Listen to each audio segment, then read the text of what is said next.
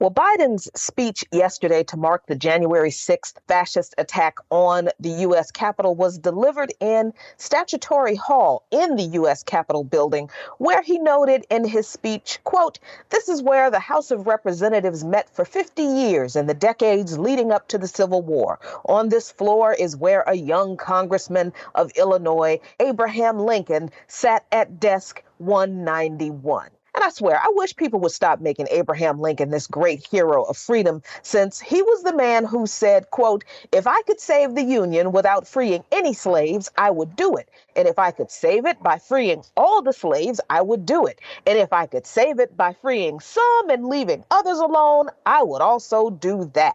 Lincoln's focus wasn't freedom for my enslaved ancestors, nor for their dignity as human beings, nor for the end of the horrific crime against humanity that was the capitalist institution of slavery in the U.S. No, his focus was preserving the precious Union, even if it meant that maybe some of my ancestors remained in human bondage, or maybe all of them did, if he could.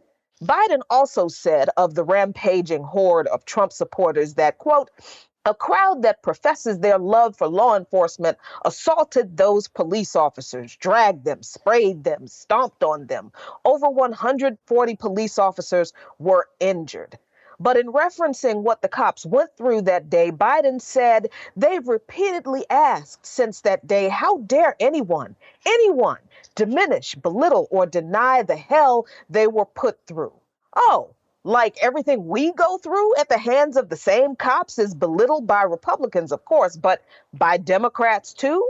Remember when Biden responded to the protests in the wake of George Floyd's murder by saying, "Protesting such brutality is right and necessary. It's an utterly American response, but burning down communities and needless destruction is not. Violence that endangers lives is not." But see, here's the thing. No community was burned down.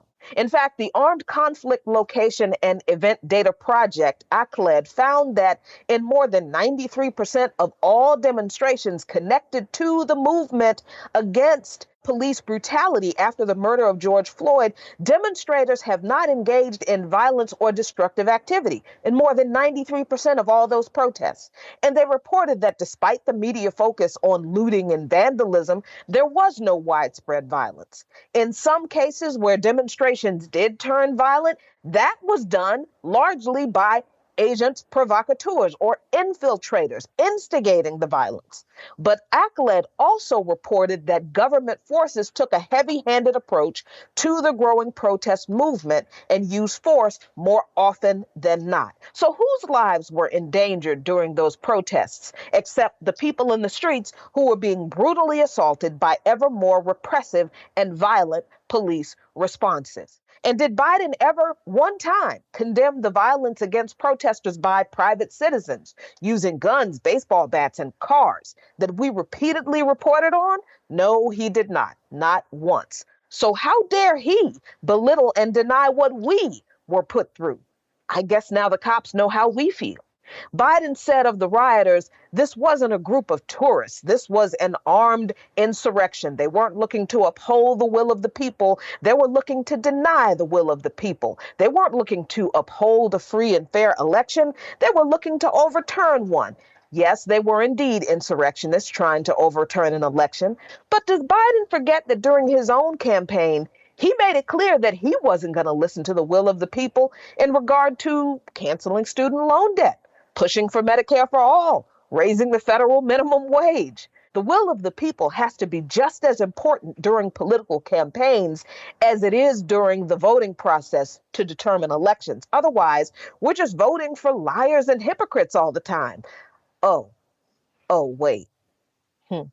Then Biden said, and so at this moment, we must decide what kind of nation are we going to be? Are we going to be a nation that accepts political violence as a norm?